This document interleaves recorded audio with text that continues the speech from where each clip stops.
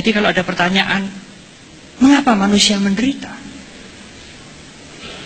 Mungkin ada teori lain yang mengatakan, ya karena nenek moyang kita berdosa. Ya karena kita dulu pernah punya simpanan ini dan itu. Tapi sesungguhnya jawaban menurut agama Buddha sangat sederhana. Mengapa kita menderita? Mengalami kekecewaan, kegagalan, kesusahan, kesedihan dan sebagainya. Kita menderita karena kita dilahirkan. Betul toh? Ya, buat apa cari jawaban yang susah-susah? Kita menderita karena kita dilahirkan. Seandainya kita tidak dilahirkan, tidak ada persoalan kita menderita. Kelahiran adalah awal dari penderitaan. Kelahiran diikuti oleh perkembangan, kelahiran diikuti oleh usia tua, kelahiran diikuti oleh sakit, kelahiran diikuti oleh kematian. Di sini kematian digambarkan peti mati, kemudian ini gambarnya yang mati dan masuk krematorium. Antara lahir, saudara, antara dilahirkan sampai mati. Kalau lahir di sini ya, lahir di sini, mati di sini. Antara lahir sampai mati ini, itulah yang namanya hidup sekarang.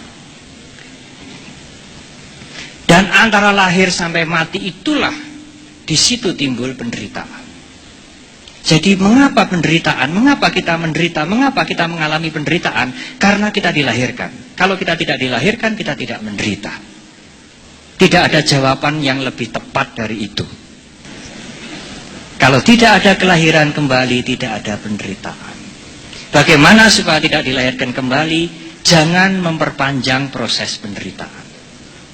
Bagaimana supaya tidak memperpanjang proses penderitaan? Jangan menjadi ketagihan. Jangan gondeli, jangan melekat. Berkaryalah, melakukan hasillah, melakukan hal-hal yang bergunalah, tapi jangan melekat pada hasil itu. Karena apapun terkena perubahan.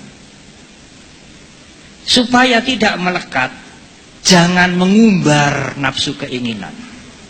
Saudara harus selektif dengan nafsu saudara.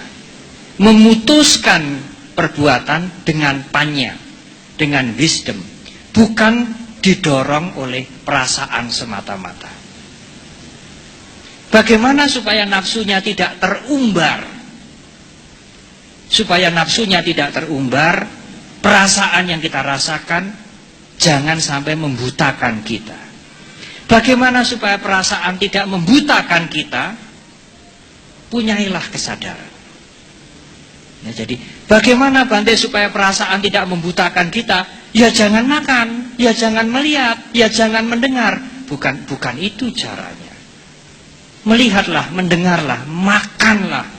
Rasakanlah senang sebagai senang, tidak senang sebagai tidak senang. Tetapi perasaan itu jangan membuat Anda buta. Bagaimana supaya tidak buta? Harus punya kesadaran. Mindfulness, perhatian yang penuh, pengertian dharma yang cukup. Dari mana didapat? Dari meditasi, dari belajar, dari menjalankan sila. Dari sila, dari meditasi, dari panya. Sila, samadhi, dan panya, itulah yang akan membuat perasaan adalah perasaan. Perasaan tidak akan membutakan kita. Kalau perasaan tidak membutakan kita, tidak timbul nafsu keinginan. Kalau tidak timbul nafsu keinginan, tidak timbul kemelekatan. Kalau tidak timbul kemelekatan, tidak timbul proses memperpanjang penderitaan.